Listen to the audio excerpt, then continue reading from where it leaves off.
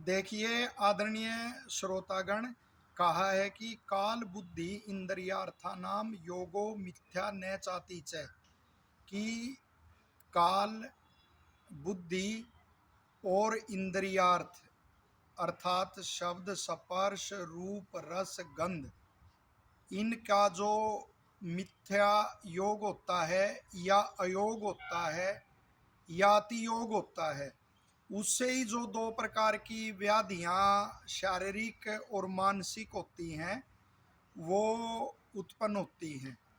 तो कितना बढ़िया आयुर्वेद का सिद्धांत है, और केवल आयुर्वेद में ही ऐसा सिद्धांत मिल सकता है कि व्याधियाँ किस कारण से उत्पन्न होती है, रोग किस कारण से उत्पन्न होते हैं। यदि उस कारण का पता लगे तो हम उस कारण को दूर करके ही रोगों से दूर रह सकते हैं। तो इसमें हम उदाहरण देंगे कि काल का मिथ्या योग क्या है। जैसे कि गर्मी की ऋतु में उष्ण गर्म पदार्थों का सेवन करना, तो ये मिथ्या योग हो जाएगा। और उसका उस समय काल का अयोग क्या है कि बिल्कुल ही गर्मी से बचते रहना, जैसे एसी में ही रहते हैं, तो वो फिर हानिकर होता है।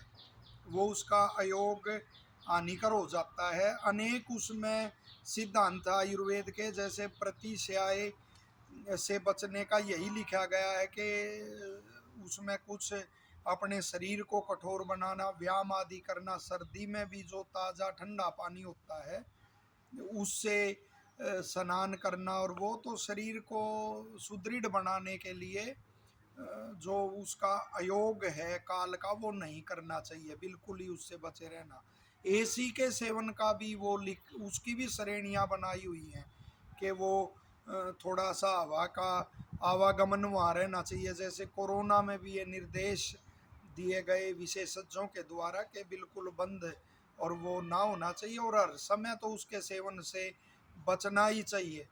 आजकल तो एक वो फैशन सा चल गया है कि जो गुरुकुल नाम से संस्थाएं खुलती हैं उनमें भी आकर्षित करने के लिए आरंभ में ही लाइन लिखी जाती है, फुल एसी, पूरा एसी सुविधा, बच्चों को लाने की, ले जाने की, रखने की, विद्यालयों में ऐसे पूरा का पूरा एसी में उनको रखना।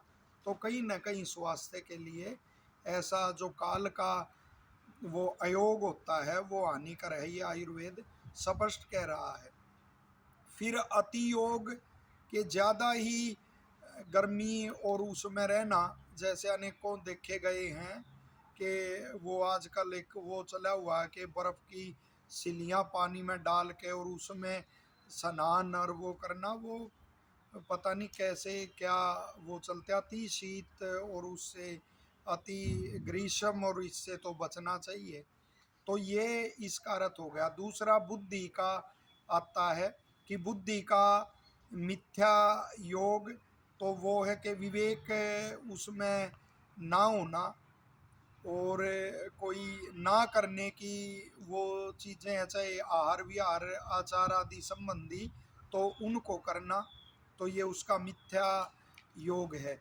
और उसका अयोग क्या है कि बुद्धि का प्रयोग और वो ना करना, कोई स्वाध्याय आदि करके उसको बुद्धि को सूक्ष्म ना बनाना, तो ये उसका वो हो जाता है, फिर अयोग हो जाता है। वो भी वो तो वो देखने ही में आता है कि कितना हानिकर होता है। और उसका अति योग भी एक प्रकार से हानिकर है। जो आयुर्वेद के ऋषि हैं वो लिखते हैं कि सदा आतुर कौन है, सदा रोगी कौन है, तो उसमें एक जगह वेद उसको भी लिखते हैं, वेद अध्ययन में लगे रहने वाले को भी।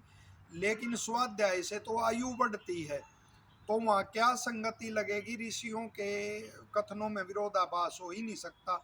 वहाँ यही वो निकल कर आता है कि जो इतना स्वाध्याय और उसमें लगे रहते हैं, यदि कोई वेग है शौच आदि का तो उसको भी रोक के रखना, और संध्या के समय में भी वो पढ़ते आदि रहना, तो ये बुद्धि का फिर अतियोग और वो हो जाएगा। तो बुद्धि का, काल का, और ये इसी तरह से बुद्धि का वो आ गए मिथ्या योग, अयोग और अतियोग। अब जो इंद्रियार्थ हैं शब्द स्पर्श रूप और रस गंध का, तो उसमें जैसे रस को आप ले सकते हैं कि मिथ्या योग रस का ये आ जाएगा, यदि मेरी प्रकृतिवात है और मैं कटु तिक्त कषाय ऐसे द्रव्यों का सेवन करता हूँ तो वो उसका फिर मिथ्या योग है। मधुर अम्ल और लवण ये बात शामक होते हैं। तो इस तरह से रस के संदर्भ में समझना। और उसका अयोग क्या हो जाएगा कि किसी रस विशेष का सेवन ही न करना। तो आयुर्वेद में आता है कि जो 6 रस होते हैं उनका सेवन करने वाला जो द्रव्यानुकूल है विधिवत, उन 6 रसों का सेवन करने वाला ही स्वस्थ रहता है। और कोई त्याग ऐसा वो कर देता है फिर वो स्वस्थ नहीं रहता। और उसका अति योग में कि किसी द्रव्य उसका मधुर का ही अति सेवन करना या तिक्त का ही अति सेवन करना, तो उससे भी रोग उत्पन्न होते हैं। तो इस प्रकार से इस सिद्धांत को समझकर जानकर हम स्वस्थ रह सकते हैं। यह बहुत ही उपयोगी और बढ़िया विद्या जो अन्यत्र कहीं नहीं मिलेगी, ऋषियों ने हमारे को प्रदान की है। आशा है आपको लाभदायक लगेगी और लोग हित में इसे साझा करेंगे। धन्यवाद।